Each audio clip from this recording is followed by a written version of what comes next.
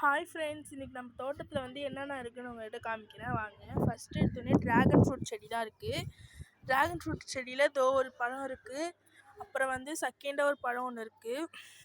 அப்புறம் அண்ணாண்டு சைட்லேயும் பழம் இருக்குது. உங்களுக்கு வேணால் நான் காமிக்கிறேன், டீ பார்த்து காமிக்கிறேன் பாருங்கள். இதோ 2 பழம் இருக்குது. அப்புறம் வந்து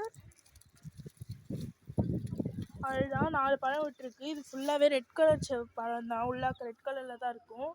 அடுத்து இங்கே ஒரு செடி நான் வளர்த்துருக்கேன், ஆனால் இது இன்னும் பூவும் இல்லை பிஞ்சும் இல்லை, இன்னும் லேட்டாகும். அடுத்தது இங்கே வந்து ஒரு தர்பூசணி செடி வளர்த்துருக்கேன். அதில் வந்து இப்போ தான் பூ விட்டு ஒரு பழம் காய்ச்சிருந்தது இந்த இடத்துல.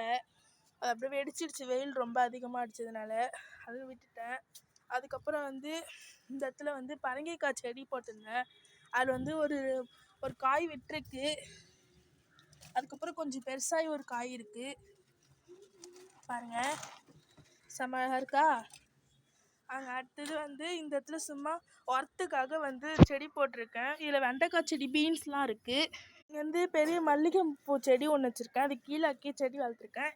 இது வந்து பீன்ஸ் செடி, இன்னும் வளரல. இது வந்து வெண்டைக்காய் செடி.